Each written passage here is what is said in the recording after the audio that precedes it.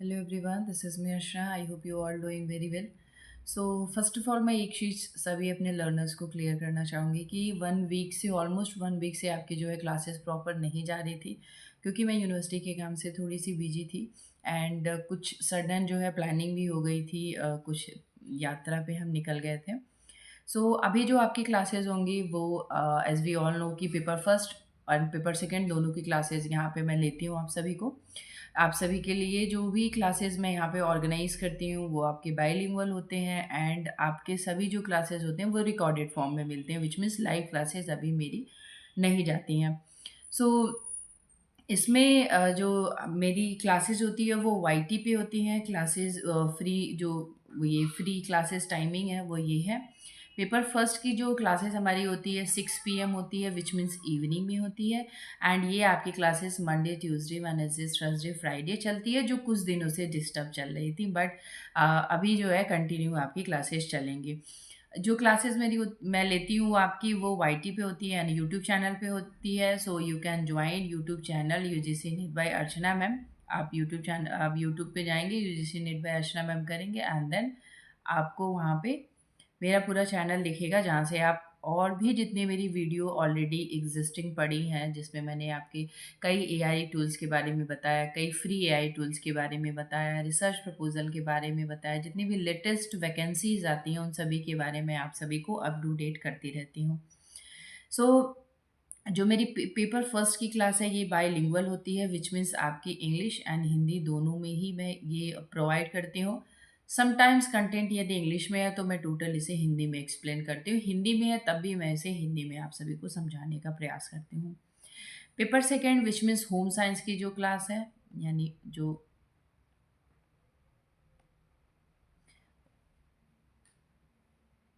Home science की जो आपकी क्लास जाती है वो 11:30 यानी मॉर्निंग में जाती है। ये भी आपकी क्लासेस जो है 6 डेज होती है एंड जो आपका सैटरडे संडे होता है इसमें हम मैराथन ऑर्गेनाइज करते हैं एंड आपको मैराथन में पीवाईक्यूज प्लस उससे जो भी कॉन्सेप्ट बनते हैं, जो भी उसमें टर्म्स होते हैं उनको मैं आपको इलेबरेट करती हूँ, यानी डिटेल में आपको डिस्क्राइब कर देती हूँ। ये भी मेरी जो चैनल, ये भी आप यहाँ पे वाईटी पे जा करके YouTube channel UGC NET by Archana ma'am से जा करके सर्च करके वहाँ पे ज्वाइन कर सकते हैं। ये क्लासेस भी आपकी जो है बाइलिंगुअल होती है और जो संडे होता है उसमें पीवाईक्यूज से हम थियरी को कन्वर्ट करती हूँ एंड देन आपको वहाँ पे समझाती हूँ। यदि इस ये पूरा सेशन आपको ठीक लगा होगा, इससे भी पहले मैंने कई सारे सेशन यहाँ पे लिए हुए हैं। Also you can subscribe, like, share and comment.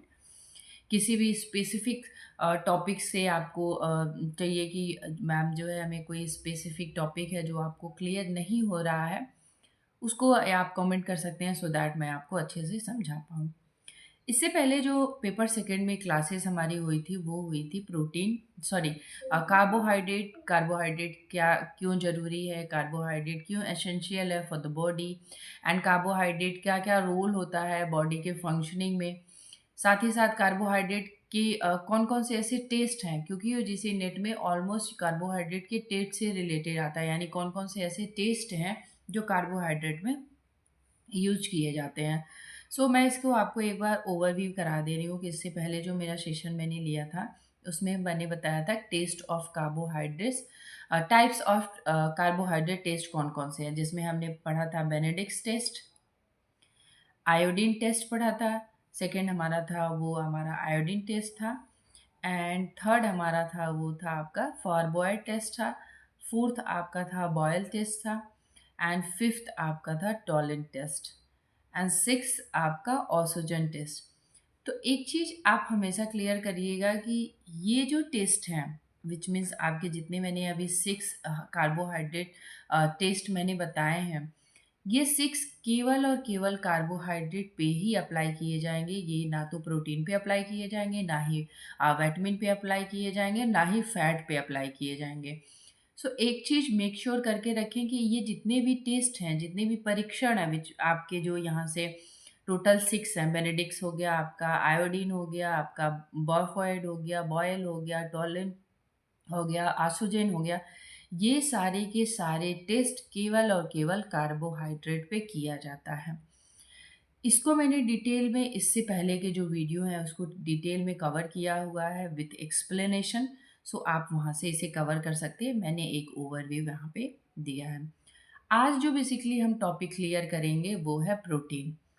क्यों ज़रूरी है, कौन कौन से प्रोटीन होते हैं, किस में मिलते हैं प्रोटीन, प्रोटीन के टेस्ट करने के कौन कौन से तरीके हैं, और साथ ही साथ हम ये भी जानेंगे कार्बोहाइड्रेट, प्रोटीन, विटामिन, मिनरल्स ये सभी कैसे आगे फंक्शन करते हैं बॉडी के लिए। फंक्शनिंग से रिलेटेड क्वेश्चंस ज़्यादा यूजीसी नेट में नहीं पूछे जाते हैं। ज़्यादातर जो उनके इंडिकेशंस होते हैं वो ये होता है कि उसके टेस्ट कौन कौन से हैं। फॉर एग्जांपल, इससे अभी तक जो ऑलमोस्ट क्वेश्चंस पूछे गए हैं, यदि हम रिसेंट के पीवाईक्यूज की बात करें तो यहाँ पे पहले आपका टेस्ट का नाम दे दिया जाता है। फॉर एग्जांपल ऑक्सीजन हो गया, टॉलन टेस्ट हो गया, निनहाइड्रन टेस्ट हो गया, या फिर रिड्यूसिंग शुगर हो गया, ये सारी चीज़ें यहाँ पे दी जाती है। एंड देन अदर साइड आपको यहाँ पे टेस्ट के नेम एंड यहाँ पे वो चीज़ दी जाती है। For example carbohydrate, protein, vitamin, minerals, and then आपको इससे जो है मैच करना होता है। सो ऑलमोस्ट इससे जो क्वेश्चन पूछे जाते हैं वो मैच द फॉलोइंग पूछे जाते हैं। समटाइम्स असर्शन रीजन से भी क्वेश्चन इसमें देखने के लिए मिलते हैं। आज हम बात करेंगे इस पे। आज जो हम टॉपिक क्लियर करेंगे जो बहुत ज़रूरी है हमारे पेपर सेकंड के लिए, वो ये है प्रोटीन। प्रोटीन बेसिकली है क्या, तो सभी को पता होगा। हमने आपने यदि ग्रेजुएशन पोस्ट ग्रेजुएशन किया होगा तो सभी को पता होगा कि प्रोटीन का जो मेन फंक्शन होता है वो होता है बॉडी बिल्डिंग का, विच मीन्स जितने भी ऊतक हैं उनकी टूट फूट की मरम्मत के लिए और नए ऊतक के निर्माण के लिए। ये एक चीज़ तो बहुत कॉमन है। ये यूजीसी नेट में बेसिकली नहीं पूछा जाता है, जो बहुत कॉमन है कि ये बॉडी बिल्डिंग का काम करता है, ऊतकों की टूट फूट की मरम्मत के लिए काम करता है। इस तरीके से बहुत सिंपल तरीके से क्वेश्चंस नहीं आते हैं। यदि क्वेश्चंस पूछता भी है तो वो बिल्कुल असर्शन रीजन के फॉर्म में लॉन्ग क्वेश्चंस क्रिएट करता है एंड देन वो आपको देखना चाहता है कि आपके अंदर कितना कॉन्सेप्चुअल अंडरस्टैंडिंग है प्रोटीन के रिगार्डिंग, कार्बोहाइड्रेट के रिगार्डिंग, क्योंकि आप ये ग्रेजुएशन से ही पढ़ते आते हैं या फिर पोस्ट ग्रेजुएशन से पढ़ते आते हैं। बेसिक नॉलेज आपकी इसमें बिल्ड हो चुकी होती है। इस वजह से एनटीए जो है डायरेक्ट क्वेश्चन पुटअप नहीं करता है कि बॉडी बिल्डिंग का काम है, कार्बोहाइड्रेट जो है पाचन क्रिया उसकी माउथ से स्टार्ट हो जाती है, ये सारी चीज़ें वो नहीं पूछता। बहुत डिटेल में एंड इन डेप्थ जा कर के क्वेश्चंस आप सभी इसके पूछे जाते हैं। मैं आपको केवल की पॉइंट को इंडिकेट करूँगी कि की पॉइंट क्या क्या है, क्योंकि बहुत ज़्यादा इसमें पढ़ने का कोई मतलब नहीं है, क्योंकि बहुत डिटेल भी नहीं आता है। आप सभी को पता होगा कि प्रोटीन के अच्छे सोर्स हमारे सारे सीड्स होते हैं। सीड से जितनी भी चीज़ें मिले वो प्रोटीन उसमें ज़्यादा मात्रा में होती है। मीट हो गया, पोल्ट्री फॉर्म हो गए, फिश हो गया, एग हो गए, ये सारी चीज़ें होती हैं। These are made of a long chain of amino acid. सबसे पहले एक चीज़ आप सभी क्लियर कर लें कि इससे पहले जो क्लास मैंने कार्बोहाइड्रेट की ली थी उसमें मैंने बताया था कि कार्बोहाइड्रेट अपने सबसे सरलतम फॉर्म में जब टूटता है तो वो स्टार्च के फॉर्म में आता है। आज आप ये जान लें कि जब भी प्रोटीन अपने सबसे सरलता फॉर्म में, यानी सबसे सरलता के फॉर्म में जब टूटता है तो वो अमीनो एसिड बनता है। क्या बनता है? Amino acid. And there is dietary source of meat. सबसे ज़्यादा प्रोटीन जो है मीट में आपके, आई एम नॉट सेइंग सबसे ज़्यादा, मीट में मिलता है, पोल्ट्री फॉर्म में मिलता है, फिश में मिलता है, एग में मिलता है, और डाइट जितने भी डेयरी प्रोडक्ट्स हैं उन सभी में जो है प्रोटीन आपको देखने के लिए मिलता है। प्रोटीन जो है इन सभी में होता है। साथ ही साथ which content all the essentials amino acids in plant, it is present in beans and lentils, nut, seeds and some grains. Like आपके जितने भी ग्रेन्स हैं इन सभी में आपको प्रोटीन देखने के लिए मिलता है। अब हम यहाँ पे एक चीज़ क्लियर करेंगे कि किस में सबसे ज़्यादा प्रोटीन है और किस ऐसे फूड प्रोडक्ट हैं जिनमें सबसे कम प्रोटीन मिलता है। तो जब भी इस तरीके के क्वेश्चंस आपको पुट अप करें वहाँ पे कि किसमें जो है आपके सबसे ज़्यादा प्रोटीन, विच मीन्स आपको सिक्वेंसली अरेंज करने के लिए मिले, तो आप एक चीज़ वहाँ पे क्लियर करके रखेंगे माइंड में कि जितने भी सीड से रिलेटेड, फॉर एग्जांपल यदि पहले सीड्स गिवन है, फॉर एग्जांपल पहले सीड्स गिवन है एंड देन आपका फिर मीट गिवन है, फिर आपके फिश गिवन है, एंड देन आपका एग गिवन है, तो आप सबसे पहले क्या लगाएंगे? इसको बाई सिक्वेंसली उस समय ही आपको देखना होता है कि सबसे ज़्यादा किस में मिलेगी। तो as we all know meat, fish, egg ये हमारे प्योरिटी पे होंगे एंड इसके बाद हमारा सीड्स आ जाएगा। या फिर किसी भी प्रकार का दलहन है, दलिया है, आपके अरहर की दाल हो गई, मूंग की दाल हो गई, ये सारे जितने भी आपके सीड्स और नट्स आते हैं इन सभी में भी रिच अमाउंट में जो है प्रोटीन मिलता है, लेकिन मीट, फिश एंड एग से कम होता है। एंड जितनी भी पोल्ट्री फॉर्म्स हैं या फिर जितने भी डेयरी प्रोडक्ट्स हैं, बहुत सारे स्टूडेंट डेयरी प्रोडक्ट्स में कंफ्यूजन होती है। Dairy products which means milk and milk product, यानी दूध व दूध से बने हुए सभी भोज्य पदार्थ। आई रिपीट अगेन, दूध व दूध से बने वो सभी भोज्य पदार्थ जो हैं वो डेयरी प्रोडक्ट में आ जाते हैं। अब आप इसमें आपके घी हो गई, चीज़ हो गई, आपके बटर हो गए, आपका मिल्क हो गया, आपका कर्ड हो गए, ये सारी चीज़ें जो हैं आपके डेयरी प्रोडक्ट में आते हैं। So the daily requirement of protein depend on factor like age. Yes, हमेशा जो भी प्रोटीन होती है, आपने आरडीए भी पढ़ा होगा, नहीं पढ़ा है तो मैं आगे आरडीए के सेशन लूँगी तो उसमें आपको कवर करा दूँगी। तो जो प्रोटीन होता है वो किसी भी व्यक्ति के इंडिविजुअली रूप से उसकी एज, सेक्स यानी जेंडर के हिसाब से, फीमेल है तो उनको प्रोटीन कम मात्रा में, मेल है तो उनको प्रोटीन फीमेल के अकॉर्डिंग थोड़ी अधिक मात्रा में, फिजिकल एक्टिविटी क्या है एंड द ओवरऑल हेल्थ देखा जाता है कि यानी जो हेल्थ ओवरऑल उनकी है उसके हिसाब से प्रोटीन दिया जाता है। फिजिकल एक्टिविटी में आपका आ जाता है, कुछ पर्सन ऐसे हैं जो बहुत मॉडरेट लेवल का वर्क करते हैं या फिर बहुत हैवी वर्क करते हैं, उनके लिए जो प्रोटीन की मात्रा है वो अलग डिफाइन की गई है।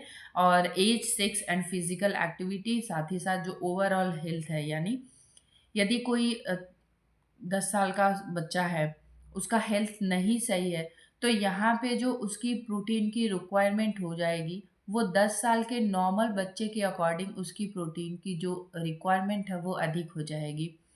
या फिर उसको ने किसी प्रकार का उसके साथ एक्सीडेंट हो गया या कुछ भी उसके साथ ऐसे फिनोमिना हुआ है, तो उसकी जो रिक्वायरमेंट होगी उस समय उसकी एज के हिसाब से, उसके सेक्स के हिसाब से वो अधिक हो जाएगी। अब हम यहाँ पे देखेंगे टाइप्स ऑफ प्रोटीन क्या है।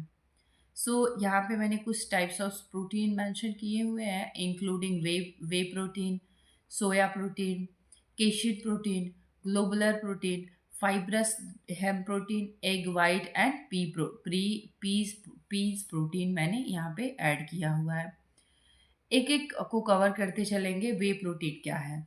A complete protein that content all essential amino acid.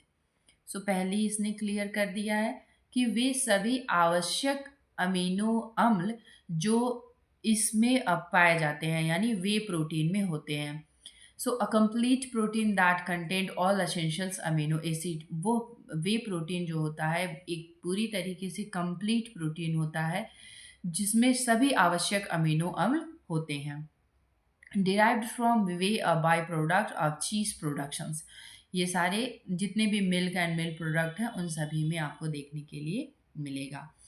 Next one is soya protein, made from ground soybean that have been dehydrated and defatted. It content glutamine and arginine, यानी इसमें जो basically protein होता है वो ऑर्जिनिन protein and glutamine होता है, विच में help with immune functions, digestive health and brain functions. जो सोया प्रोटीन होता है नाम से ही इंडिकेट कर दे रहा है कि सोया, यानी सोई भी बोल सकते हैं आप, बेसिकली सोया प्रोटीन है, यहाँ पे हम ए इंक्लूड कर लेंगे। ये किससे मिलता है? सोयाबीन से। जो सोयाबीन होती है वो ग्राउंड में उसका जो ग्राउंड नट्स होती है वो सोयाबीन हमारी होती है एंड दैट हैव बीन, इसमें बेसिकली जो प्रोटीन होता है वो ग्लूटामाइन होता है एंड आर्जिनिन होता है। किसके में मदद करता है? इम्यून सिस्टम को बूस्ट करने में, डाइजेस्टिव में एंड ब्रेन के फंक्शन में ये बेसिकली जो है सोया प्रोटीन हेल्प करता है। Next one is casein, a family of phosphoprotein that are commonly found in mammalian milk, uh, comprise about 80% of the protein in cow milk and the between 20% and 60% of the protein in the human milk. सो यहाँ पे इसने clearly mention किया हुआ कि जो casein होता है वो phosphoprotein that commonly found in mammalian milk होता है, यानी जो उसके mammalian milk है, and the comprise about 80% of the protein in the cow milk. Basically जो cow milk होता है उसमें 80% protein and the between 20 to 60% protein in the human milk. Globular protein, also known as selenoprotein, these are special protein that are somewhat water soluble. ये क्या होता है water soluble? तो इसमें जो हमें लर्न करने वाली चीज़ ये है कि जो ग्लोबुलर प्रोटीन है वो वाटर soluble होता है। और यहाँ पे हम एक चीज़ ध्यान रखेंगे, जो सोया प्रोटीन है। सबसे पहले तो नाम से क्लियर हो जाएगा कि soya protein which means soybean से मिलने वाले, सोयाबीन के जो नट्स हैं, सोयाबीन का जो बीन्स है उससे मिलने वाला है। उसमें क्या क्या बेसिकली होता है, वो होता है ग्लूटामाइन एंड आर्जिनिन। किसके लिए ज़रूरी होता है? इम्यून फंक्शंस के लिए, इम्यून फंक्शंस के लिए, डाइजेस्टिव हेल्थ के लिए एंड ब्रेन के फंक्शन के लिए बेसिकली ये रोल अदा करता है। ग्लोबुलर प्रोटीन जो है वाटर सोलुबल प्रोटीन है, ये यहाँ से क्वेश्चंस आपके पुटअप हो सकते हैं। And the fibrous protein insoluble and इनग्लोगेट protein that perform the consolidations of tissues and keratin is a example of fibrous protein. So जब भी हम बात करते हैं फाइब्रस प्रोटीन की तो इसमें हमारा आ जाता है कैरेटिन, और ये इनसॉल्युबल होता है। एक चीज़ हम यहाँ से ध्यान देंगे, केवल हम की पॉइंट यहाँ से लर्न करते हुए चलेंगे कि इनसॉल्युबल होता है कैरेटिन, इसका एक बेस्ट एग्जांपल है फाइब्रस प्रोटीन्स का। हेम protein derived from hemp seeds and contains all essential amino acids also rich and the omega 3 fatty acid and the fibers। इसमें बेसिकली जो है ओमेगा 3 फैटी एसिड अच्छी मात्रा में मिलता है। किस में मिलता है? आपका हेम प्रोटीन में। Next one is pea protein. Contains all the essential amino acid that the body cannot produce on its own। यानी ये वो अमीनो एसिड है जो बॉडी अपने आप प्रोड्यूस नहीं करती है। एग वाइट सभी को पता है कि consist primarily of the 90% water into the which about the 10% protein are dissolved। यानी जो इसमें 10% प्रोटीन होता है वो हमारा डिजॉल्व होता है एंड द टोटल होता है 90% ऑफ द। तो इसमें हमने बात किया है कि जितने भी प्रकार के, इसमें हम टाइप्स नहीं इसे बोलेंगे, इस तरीके से हम ये देख सकते हैं कि कौन कौन सी ऐसी प्रोटीन है जिनके बारे में हमें पता होना चाहिए। सो वे प्रोटीन आपका वो प्रोटीन होता है जिसमें वो सभी असेंशियल्स अमीनो एसिड्स होते हैं। और सोया प्रोटीन में जो प्रोटीन आपका होता है वो ग्लूटामाइन एंड आर्जिनिन होता है, जो बेसिकली इम्यून फंक्शंस के लिए, डाइजेस्टिव हेल्थ के लिए एंड ब्रेन फंक्शन के लिए कार्य करता है। केशिन जो होता है इसमें आपका ये 80% प्रोटीन जो है काऊ मिल्क से, 20% एंड 60% आपका प्रोटीन इन ह्यूमन मिल्क होता है। ग्लोबुलर प्रोटीन जो होता है वाटर सोलुबल होता है। फाइब्रस प्रोटीन आपका इनसॉल्युबल होता है और कैरेटिन इसका बेस्ट एग्जांपल है। जो हेम प्रोटीन होता है वो, ये हेम प्रोटीन आपके सीड्स में मिलते हैं। Seeds and contents all essentials protein, इन सभी में जो है आपके हेम प्रोटीन पाए जाते हैं। और सबसे अच्छा इसमें जो प्रोटीन होता है वो इसमें अधिक मात्रा में होता है वो ओमेगा 3 फैटी एसिड होता है। एंड एग वाइट में आप सभी को पता है कि प्रोटीन अच्छी मात्रा में मिलती है। अब यहाँ पे मैंने कुछ यहाँ पे चार्ट मेंशन कर दिया है जिसको हम वन बाय वन देखते चलेंगे। आपका पहले आ जाता है प्रोटीन जिसमें आपका सिंपल है एंड कंजुगेटेड है एंड डिराइव्ड है। इसमें आपका ग्लोबुलर प्रोटीन आ जाता है, फिर आपका स्केलेटल प्रोटीन हो जाता है, प्राइमरी एंड सेकेंडरी प्रोटीन आता है। तो यहाँ से बेसिकली क्वेश्चंस नहीं पूछे जाते हैं। ये चार्ट मुझे समझाने के लिए, चार्ट आपको ठीक लगा तो मैंने यहाँ पे मेंशन कर दिया। बेसिकली सिंपल प्रोटीन कौन कौन से हैं एंड डिराइव्ड प्रोटीन कौन कौन से हैं इसके बारे में देखा जाता है। सो जो ग्लोबुलर प्रोटीन है इसमें आपका आ जाता है एल्ब्यूमिन एंड ग्लोब्यूमिन, प्रोबेबलिन्स एंड आपके ग्लूटेलिन्स, हिस्टोनिन्स, प्रोटामिन्स एंड ग्लोबुमिन्स आ जाता है। एंड आपका जो सिंपल प्रोटीन में ही आपका आ जाता है स्क्लेरो प्रोटीन, ये आपका आ जाता है कोलेजन, स्टेंसिल्स आता है, कैरेटिन, ये सारे प्रोटीन्स आपके इसके अंतर्गत आ जाते हैं। एंड यहाँ पे आपका आ जाता है nucleoprotein, chromoprotein and the glycoprotein, phosphoprotein, lipoprotein and meta and next आपका आ जाता है मेटालोप्रोटीन। एंड इसके अलावा हमारा आ जाता है जो डिराइव्ड प्रोटीन के अंतर्गत प्राइमरी एंड द सेकेंडरी।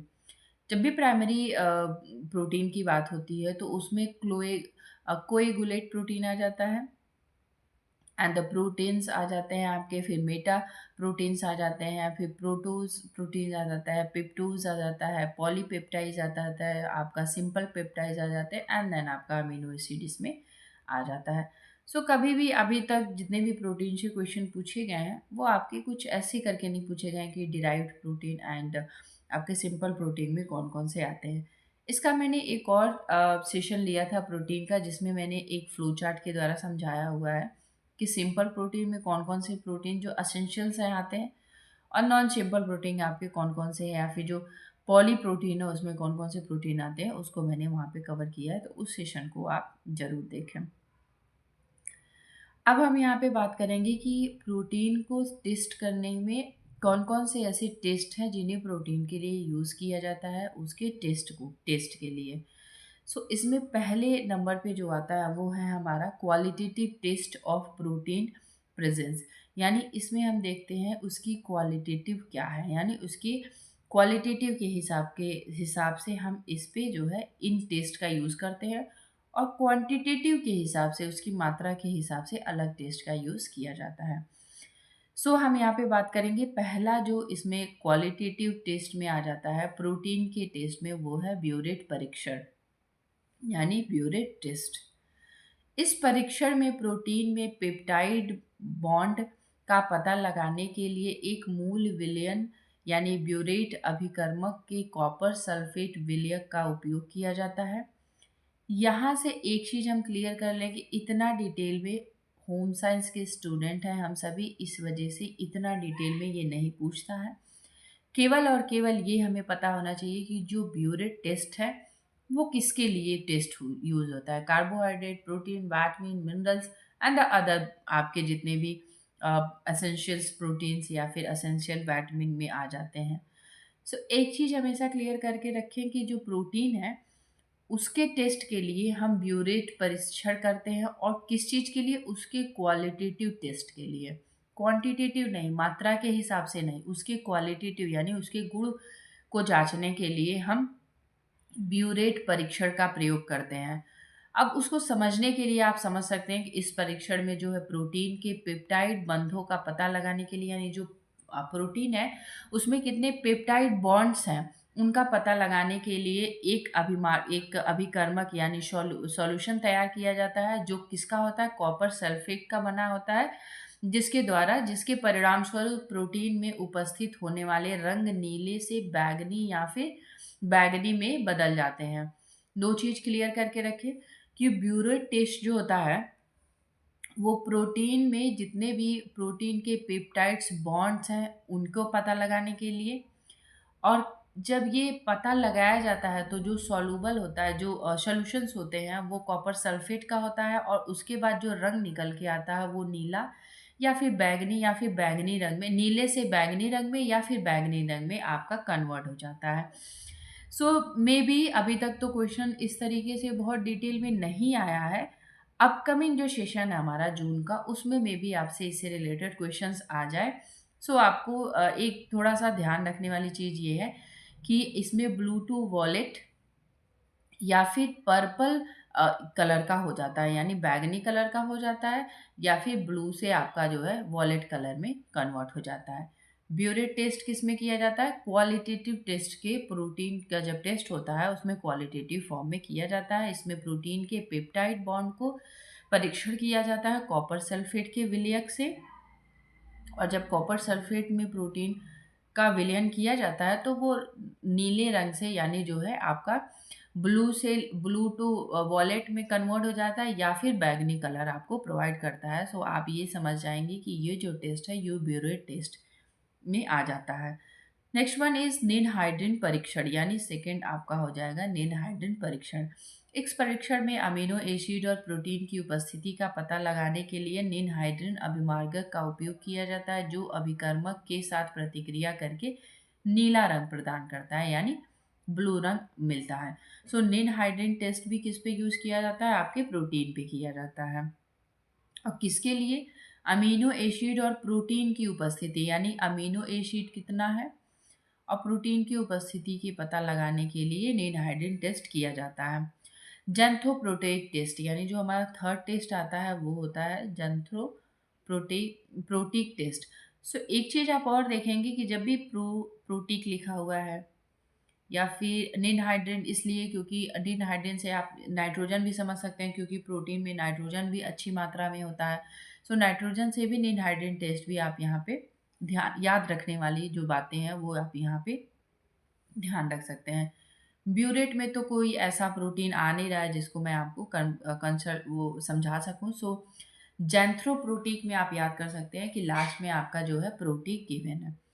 इस परीक्षण में प्रोटीन को सांद्र नाइट्रिक एसिड के साथ प्रतिक्रिया कराया जाता है, जिसके परिणाम स्वरूप टायरोसिन जैसे सुगंधित अमीनो एसिड युक्त प्रोटीन मौजूद हो तो पीला रंग प्रदान करते हैं। तो इसमें बेसिकली येलो रंग मिलता है और इसमें एक प्रकार का सुगंध यानी एक प्रकार का फ्लेवर वहां से निकलता है और रंग आपको पीला मिलता है।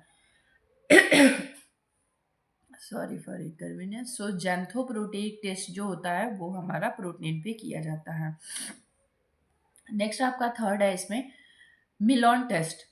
सो जब भी हम बात करते हैं मिलॉन टेस्ट की, तो यह परीक्षण टायरोसिन जैसे फिलोनिलिक अमीनो एसिड युक्त प्रोटीन का पता लगाने के लिए उन्हें मिलन अभिकर्मक के साथ प्रतिक्रिया कराता है, जिससे एक सफ़ेद यानी इसमें एक वाइट रंग का अवक्षेद बनता है, जो गर्म करने पर ईंट के लाल रंग में बदल जाता है। सो इतना डीप नहीं पूछता है, फिर भी आप इसको क्लियर करते चलें कि जो मिलॉन टेस्ट होता है उसमें जो कलर निकल के आता है वो ईंट के लाल रंग का कलर निकल के आता है और उसमें एक अवक्षेप निकलता है जो वाइट कलर का होता है। इसी वाइट को जब हम गर्म करते हैं तो ईंट के लाल रंग के कलर में कन्वर्ट हो जाता है। तो ये मिलॉन टेस्ट है। टोटल 3 टेस्ट है जो क्वालिटेटिव प्रोटीन टेस्ट में आपका आ जाता है। कौन एंड द आपका इसी में सेकंड है quantitative test of protein level, यानी उसमें कौन कौन से ऐसे क्वांटिटेटिव टेस्ट हैं जो प्रोटीन में किए जाते हैं। फर्स्ट आपका आ जाता है टोटल प्रोटीन टेस्ट, यानी कुल प्रोटीन परीक्षण। यह परीक्षण नमूने में प्रोटीन की कुल मात्रा यानी कुल मात्रा कितना है जिसका उपयोग अक्सर रक्त या अन्य तरल पदार्थों में समग्र प्रोटीन स्तर पर आकलन करने के लिए किया जाता है। यानी ये देखा जाता है कि ओवरऑल प्रोटीन कितना है ब्लड में, ये हमारा कुल प्रोटीन टेस्ट में आ जाता है। नेक्स्ट आता है 24 आवर यूरिन प्रोटीन टेस्ट, यानी आपका 24 आवर यूरिन प्रोटीन टेस्ट क्या होता है? This test measure that amount of protein excrete in the urine over a 24 hour period, यानी यह परीक्षण 24 घंटे की अवधि में यूरिन में उत्सर्जित प्रोटीन की मात्रा को मापता है, जिससे गुर्दे की समस्या या अन्य स्थितियों को पता लगाने में मदद मिलती है। सो हम यहाँ पे एक चीज़ जानेंगे कि जब भी हम 24 आवर यूरिन प्रोटीन टेस्ट की बात करते हैं तो ये देखता है कि 24 घंटे में यूरिन के माध्यम से कितना प्रोटीन बाहर निकला है यानी उत्सर्जित हुआ है। सो इसमें इस चीज़ का आइडेंटिफिकेशन किया जाता है कि गुर्दे की समस्या या अन्य स्थिति में इसको इम्प्लीमेंट किया जाता है, जिससे पता चल सके कि बेसिकली कौन सी डिजीज़ या फिर कौन सी समस्या ह्यूमन बॉडी में है। And next one is C reactive protein test. So C reactive protein test यह परीक्षण CRP के स्तर पर मापता है, जो सूजन के जवाब में यकृत द्वारा उत्पादित एक प्रोटीन है जो शरीर में सूजन, किसी भी प्रकार की स्वेलिंग या संक्रमण की उपस्थिति को संकेत दे सकता है। यानी ये जो टेस्ट होता है ये देखा जाता है इसमें कि शरीर में जो सूजन है या संक्रमण है इन सभी को मापने के लिए सी रिएक्टिव प्रोटीन टेस्ट का यूज़ किया जाता है। Next one is lipoprotein test. So whenever we are talking about lipoprotein test, so lipoprotein test में यह परीक्षण लिपोप्रोटीन ए के स्तर को मापने, यानी लिपोप्रोटीन ए के स्तर को मापने, जो एक प्रकार का लिपोप्रोटीन है जो हृदय रोग और स्ट्रोक के जोखिम को बढ़ा सकता है। सो इसमें देखा जाता है कि जो कार्डियोवास्कुलर डिजीज या फिर किसी भी प्रकार का स्ट्रोक आ रहा है उसके जोखिम को बढ़ाने के लिए इसका परीक्षण किया जाता है। किसका परीक्षण, किस नाम से जाना जाता है? लिपोप्रोटीन ए परीक्षण के नाम से जाना जाता है। नेक्स्ट वन इज एल्ब्यूमिन या फिर ग्लोब्यूलिन, जो रेशियो देखा जाता है कि यानी एल्ब्यूमिन कितना है, ग्लोब्यूलिन कितना है, इनके रेशियो के अनुसार भी ये पता लगाया जाता है कि जो आपका प्रोटीन टेस्ट कौन कौन से आते हैं। So this test measure the ratios of albumin and globulin in the blood. ये देखा जाता है कि जो ब्लड है उसमें टोटल आपका एल्ब्यूमिन एंड ग्लोब्यूलिन का रेशियो यानी अनुपात क्या है, which can help assist liver functions and other conditions, जो मदद करता है लीवर के प्रॉपर फंक्शनिंग में और अदर कंडीशंस में। यह परीक्षण रक्त में एल्ब्यूमिन और ग्लोब्यूलिन के अनुपात को मापता है, जिससे यकृत की कार्यप्रणाली और अन्य स्थितियों को आकलन करने में मदद मिलती है। यानी ये जो टेस्ट होता है वो ब्लड में ये देखा जाता है कि एल्ब्यूमिन कितना है ब्लड में एंड ग्लोबुलिन कितना है, इन दोनों का रेशियो कितना है ब्लड में। सो इसके अकॉर्डिंग जो लीवर है उसके फंक्शनिंग में और अदर कंडीशन जो भी लीवर से रिलेटेड है, इन सभी के कार्यप्रणाली को सुचारू रूप से चलाने के लिए इसका टेस्ट किया जाता है, सो दैट यहाँ से क्लेरिफिकेशंस हो पाए कि जो ब्लड है उसमें एल्ब्यूमिन कितनी मात्रा में है एंड ग्लोब्यूलिन कितनी मात्रा में है। अब इसमें कुछ अदर प्रोटीन टेस्ट भी आपके आ जाते हैं, जैसे आपका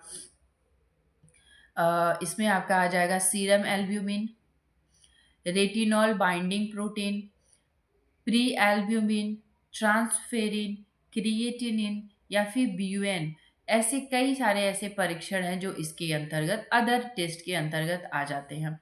सो अदर टेस्ट तो शायद प्रोटीन आपके जो है नेट के एग्जामिनेशन में ना आए, बट जो एसेंशियल है, फॉर एग्जांपल आपके जो क्वालिटेटिव टेस्ट होते हैं आपके, या फिर क्वांटिटेटिव मात्रा में जो टेस्ट किए जा रहे हैं प्रोटीन पे, ये दोनों तो आपके पूछे ही जाते हैं। सो आप इसके बारे में मेक श्योर कर लें, की पॉइंट्स को ध्यान रखें कि आपके जो एल्ब्यूमिन या फिर ग्लोब्यूलिन का रेशियो है वो किस में देखा जाएगा, प्रोटीन के अनुपात को एक प्रॉपर मात्रा में आकलन किया जाता है, यानी जो ब्लड में प्रोटीन है, यानी ब्लड में जो एल्ब्यूमिन है या फिर ग्लोब्यूलिन है, इनकी मात्रा यानी इनकी रेशियो कितना है, इसके लिए हम ये टेस्ट का यूज़ करते हैं।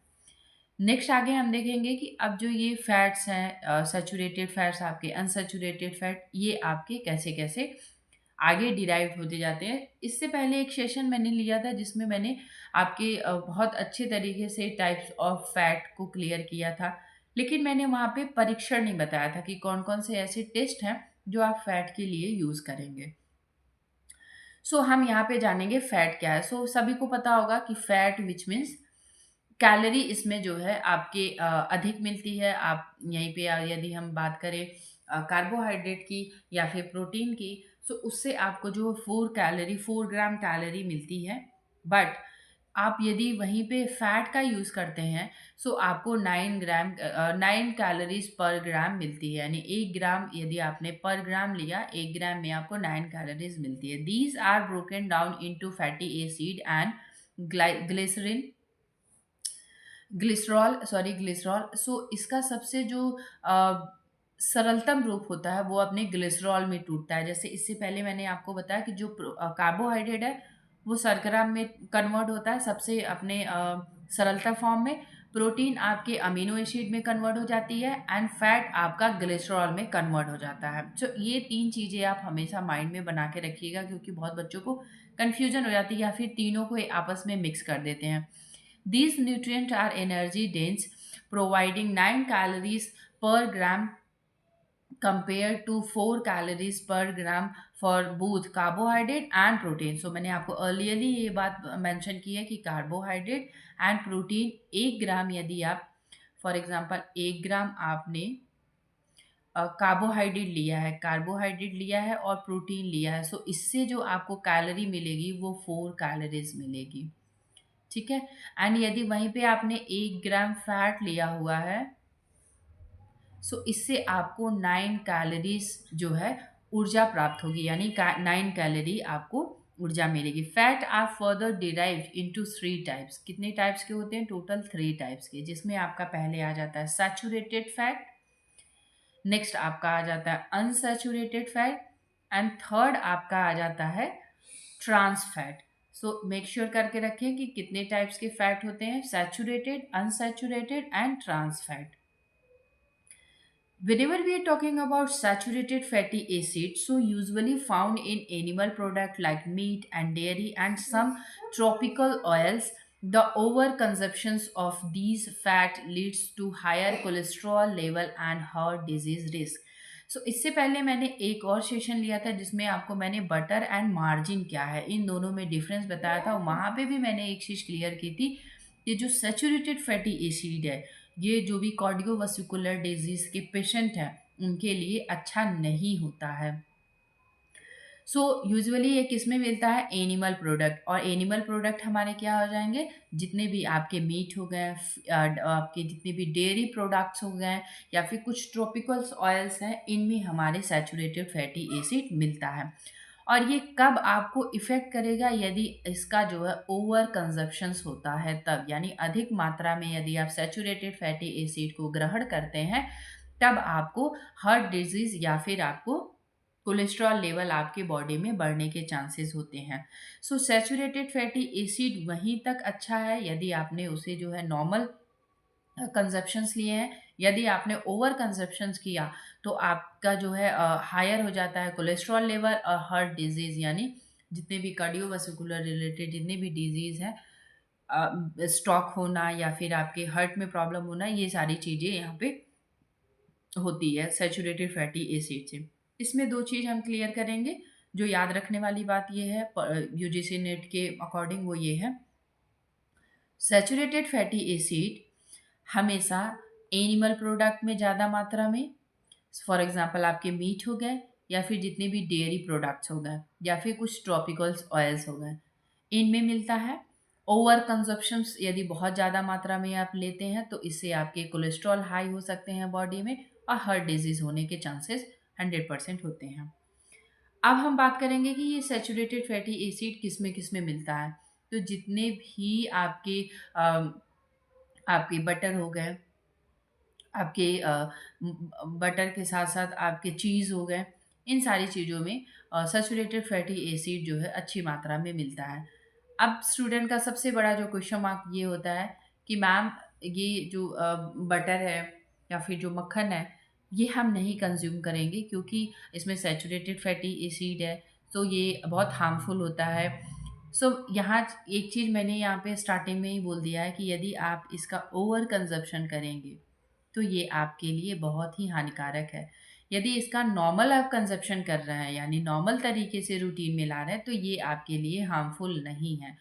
और कोशिश करें जितने भी हार्ट डिजीज़ हैं, यानी जिनके भी जो ऐसे पेशेंट हैं जो कार्डियोवास्कुलर डिजीज़ स्टार्टिंग मतलब पहले से ही उनको है, तो ये यहाँ पे उनको जितने भी मीट, डेयरी प्रोडक्ट, ये उनके लिए डेयरी प्रोडक्ट आप दे सकते हैं, फॉर एग्जांपल मिल्क, कर्ड, ये सारी चीज़ें दे सकते हैं, लेकिन उसमें से जो बटर है उसको स्किप कर सकते हैं। बटर स्किप करने के बाद आप उन्हें जो है इजली दे सकते हैं। नेक्स्ट आता है आपका अनसैचुरेटेड फैटी एसिड। तो साथ में ही लग गया अनसैचुरेटेड, विच मीन्स अन यानी है ही नहीं, यानी सैचुरेटेड नहीं है, ये अनसैचुरेटेड में आता है।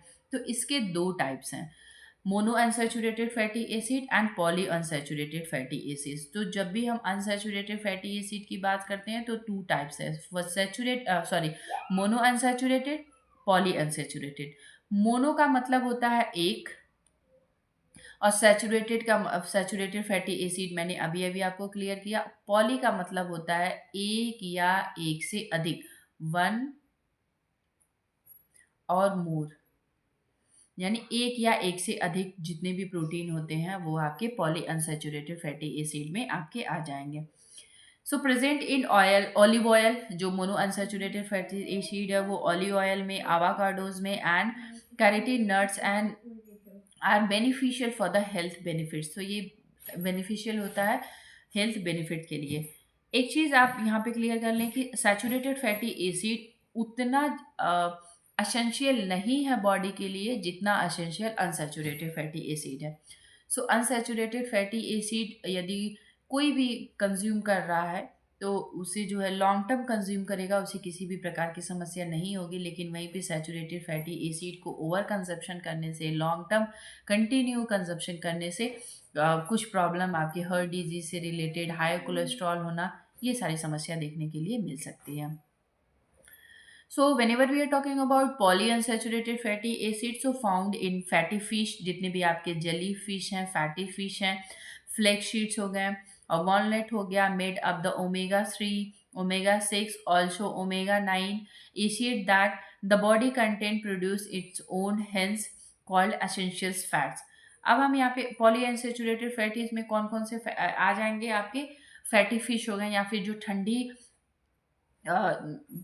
ठंडे पानी में रहने वाली फ़िश हैं, वो सारी फ़िश आपके पॉलीअनसैचुरेटेड होती हैं। यानी उन सब में जो भी फैट आपको मिलता है वो पॉलीअनसैचुरेटेड होता है। जो फ्लैक्स शीट्स हो गए, आपके वॉलनट हो गए, omega 3, omega 6 एंड 9, इन सब में जो है आपको पॉलीअनसैचुरेटेड फैट देखने के लिए मिलता है। इसमें थर्ड नंबर पे आपका मैंने बात किया था ट्रांस फैट। सो ट्रांस फैट से अभी क्वेश्चंस जो है यूजीसी नेट के द्वारा पूछे जा रहे हैं, तो ट्रांस फैट को हम बहुत ही अच्छे से क्लियर करेंगे।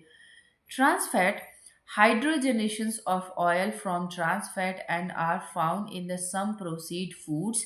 They are they are linked in increased heart disease risk and are considered harmful. तो एक चीज क्लियर कर लें, ये हार्ट डिजीज के लिए एंड कंसीडर हार्मफुल, यानी बेसिकली जो है ये ट्रांसफैट जो होता है वो हार्ट पेशेंट्स के लिए हार्मफुल होता है। जो फैटी एसिड्स हैं वो saturated, unsaturated and trans fat, three types के हो गए। अनसैचुरेटेड फैटीज में आपके mono unsaturated and poly unsaturated इसके अंदर ही आता है, एंड थर्ड आपका ट्रांसफैट हो गया। अब हम यहाँ पे बात करेंगे कि चेन फैटी एसिड, यानी चेन के हिसाब से कौन कौन से ऐसे फैटी एसिड हैं जो आते हैं। So short chain fatty acid, नाम से ही आप क्लियर करते चलिएगा। कभी कभी ये पूरा फॉर्म ना पूछ करके सिर्फ ये पूछता है SCFE, which means full form आप इसका बताएं। तो एनटीए के द्वारा कभी कभी फुल फॉर्म भी पूछा जाता है, SCFA मीन्स क्या हो गया, फिर MCFA मीन्स आपका क्या हो जाए, या फिर HCFA मीन्स आपका क्या है। सो मेक श्योर करके जाएं कि जब भी इस तरीके के शॉर्ट फॉर्म आए और ये आपके न्यूट्रिशन पार्ट में पूछे तो आप ये ध्यान रखें कि जब भी SCFA which mean short chain fatty acid की बात कर रहा है, पहले ही इसने बता दिया short chain fatty acid which means these fatty acids have 5 or fewer carbon atoms in their chain, examples including butyric acid. सो जब भी हम शॉर्ट चेन फैटी एसिड की बात करते हैं, सो इन फैटी एसिड की श्रृंखला बेसिकली होती है 5 या इससे कम कार्बन परमाणु होते हैं, और इसका जो बेस्ट एग्जांपल है वो ब्यूटारिक एसिड है। वो क्या है, आपका ब्यूटारिक एसिड है। और जो ये ब्यूटारिक एसिड है ये आपका आ जाता है सैचुरेटेड फैटी एसिड में, सैचुरेटेड फैटी एसिड में। ओके, सो नेक्स्ट हम बात करेंगे मीडियम चेन फैटी एसिड। ये बेसिकली थ्री टाइप्स के हैं आपके। तो फर्स्ट हमारा शॉर्ट चेन हो गया, मीडियम नाम से ही क्लियर हो रहा है, मीडियम चेन फैटी एसिड की बात कर रहा है। तो these fatty acid have 6 to 12 carbon atoms in their chain. They are found in food like coconut oil and can be quickly oxidize by the liver. तो किस में बेसिकली होता है, कोकोनट ऑयल में आपके जो है मीडियम चेन फैटी एसिड मिलता है। सो एक एक टर्म आप लिखते चले कि जो आपका शॉर्ट चेन फैटी एसिड है वो किस में मिलता है, ब्यूटारिक एसिड में। मीडियम चेन फैटी एसिड है, इसमें जो कार्बन आइटम्स होते हैं ये आपके 6 से 12 होते हैं, और ये कोकोनट में ऑयल में मिलता है। तो दो ही चीज़ यहाँ पे लर्न करें आप। पहला तो ये हो गया कि शॉर्ट चेन फैटी एसिड जो होता है 5 कार्बन आइटम्स होते हैं और जो एटम्स होते हैं, और ये ब्यूटारिक एसिड में इसका बेस्ट एग्जांपल ब्यूटारिक एसिड है। और जो आपका मीडियम चेन फैटी एसिड है इसमें 6 से 12 कार्बन एटम्स होते हैं और ये कोकोनट में मिलता है। नेक्स्ट आपका आ जाता है लॉन्ग चेन फैटी एसिड। नाम से ही पता चल रहा है कि लॉन्ग चेन फैटी एसिड है, यानी इसमें जो भी फैटी एसिड होंगे वो ज़्यादा मात्रा में होंगे, यानी कार्बन आइटम्स जो हैं वो ज़्यादा मात्रा में होंगे। सो 13 to 21 होता है। These fatty acids have 13 to 21 carbon atoms in their chain. They are a major part of the lipid in the human diet. And including examples like, इसमें आपका आ जाए palmitic acid and linoleic acid या फिर palmitic acid. सो इसमें कौन कौन सा acid आ जाता है, जो हम लंबी श्रृंखला फैटी एसिड, जो हिंदी के बच्चे हैं यहाँ पे देख सकते हैं, लंबी श्रृंखला फैटी एसिड में क्या क्या आ जाता है, इसमें जो कार्बन परमाणु होते हैं वो 13 से 21 होते हैं। और इसका जो बेस्ट एग्जाम्पल है वो ये है कि इसमें मिरिस्टिक एसिड आ जाता है, लिनोलिक एसिड आ जाता है, पाल्मिटिक एसिड आ जाता है। इसका बेस्ट उदाहरण जो है, बेस्ट एग्जाम्पल आपका ये आ जाता है। एंड नेक्स्ट इसमें आ जाता है very long chain fatty acid. So whenever we are talking about very long, यानी वेरी लॉन्ग, पहले ही इसने मेंशन कर दिया very long chain fatty acid यानी VLCFA। इसमें 22 से more carbon atoms in their chain, यानी इन फैटी एसिड की श्रृंखला में 22 या अधिक कार्बन परमाणु होते हैं। सेरोटिक एसिड इसका जो है बेस्ट उदाहरण है, यानी जो सेरोटिक एसिड है इसका बेस्ट उदाहरण है। सो जब भी हम चेन फैटी एसिड की बात करेंगे तो उसमें कौन कौन सा आ जाएगा आपका, शॉर्ट चेन फैटी एसिड, यानी फर्स्ट नंबर पे आपका आ जाएगा short chain fatty acid. Second number पे आपका आ जाएगा medium chain fatty acid. Third आपका आ जाएगा long chain fatty acid. And fourth आपका very long chain fatty acid, यानी इसमें जो कार्बन के एटम्स होंगे वो आपके 22 से अधिक होंगे। अब मैंने यहाँ पे कुछ मेंशन किया हुआ है, 2 टाइप्स ऑफ फैट्स। बेसिकली मैंने, give me a moment.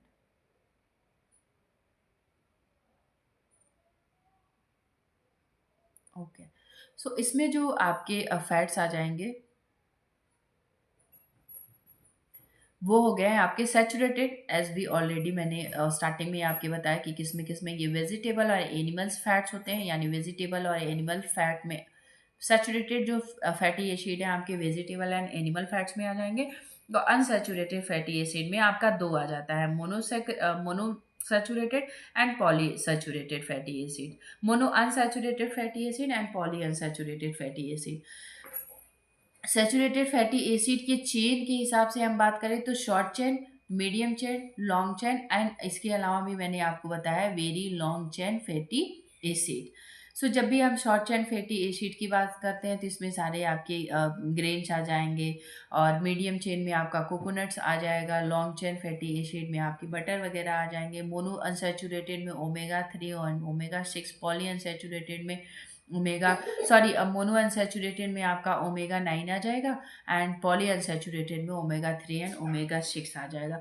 I think मैंने ऊपर आपको पॉली अनसैचुरेटेड फैटी एसिड में ओमेगा 9 की भी बात की है। यस, सो यहाँ पे जो मैंने बताया है, यहाँ मेरे से थोड़ा सा मिस्टेक हो गया ये, कि जब भी हम बात करते हैं ओमेगा 3 फैटी एसिड और ओमेगा 6 फैटी एसिड, तो ये जो दोनों फैटी एसिड है, यहाँ पे मैं लिख दे रही हूँ, पॉली अनसैचुरेटेड फैटी एसिड की जब हम बात करते हैं तो इसमें दो आ जाते हैं। कौन कौन से आ जाते हैं, ओमेगा 3 एंड ओमेगा 6। अब मोनो अनसैचुरेटेड फैटी एसिड जो है इसमें हमारा आ जाता है ओमेगा 9, जो यहाँ पे मैंने मेंशन नहीं किया था, ये ओमेगा मोनो अनसैचुरेटेड में आपका आ जाएगा ओमेगा 9। इसका मैंने डिटेल में एक्सप्लेनेशन इससे पहले वीडियो में किया है, सो एक एक चीज़ हम यहाँ से देखते चलना है। अब यहाँ पे कुछ मैंने टाइप्स ऑफ बॉडी, ये कुछ मतलब इससे एग्ज़ाम में केवल ये देखा जाता है कि फैट कहाँ कहाँ पे बॉडी, ह्यूमन बॉडी पे फैट कहाँ कहाँ पे जो है जम आता है या फिर लगता है, या फिर फैट का कहाँ पे पूरी तरीके से जो है एक फैट का एरिया है, उस एरिया के अकॉर्डिंग देखा जाता है कि उनका कंजप्शन क्या है, वो किस मात्रा में भोजन को ग्रहण करते हैं, एक्टिविटी उनकी कैसी है, काम कैसा करते हैं। तो इन सारी चीज़ों को मैंने यहाँ पे बाय फिगर आपको यहाँ पे मेंशन कर दिया हुआ, क्योंकि होम साइंस में टाइप्स ऑफ बॉडी भी आती है कि आपकी कौन सी आइडियल टाइप्स बॉडी है और कौन कौन सी ऐसी बॉडी है जो एप्पल शेप में या फिर आपके ट्रायंगल, रेक्टेंगल ऐसे बॉडी शेप्स पूछा जाता है। सो मैंने ये सोचा कि जो फैट के अकॉर्डिंग भी बॉडी शेप्स कौन कौन सी है, इसको भी मे बी अभी तक एनटीए ने नहीं पूछा है, तो आगे ऐसा क्वेश्चन यहाँ से बन सकता है। सो यहाँ पे देखेंगे कि ये जितना रेड एरिया दिखा रहा है, ये फैट के बारे में पहले बात कर रहा है। सो यहाँ पे आप देखेंगे कि ये इसका रेड एरिया, एंड देन यहाँ पे पूरा लास्ट में यहाँ पे गिवन है। सो एक एक हम कवर करेंगे। फुल अपर बॉडी फैट, नाम से ही बता रहा है फुल अपर बॉडी फैट, यानी अपर बॉडी फैट है। क्यों है? क्योंकि over eating and consumption of sugar and fat, sugary foods, यानी अधिक मात्रा में शुगरी फूड्स लेने से जो बॉडी में फैट जमा होता है वो अपर बॉडी में जमा होता है। यानी ये एरिया आप देखेंगे यहाँ पे फैट की मात्रा उतनी अधिक नहीं है, नॉर्मल है, लेकिन ये एरिया आपके नेक से लेकर के यहाँ का जो एरिया है इसमें पूरा फैट जमा हुआ है।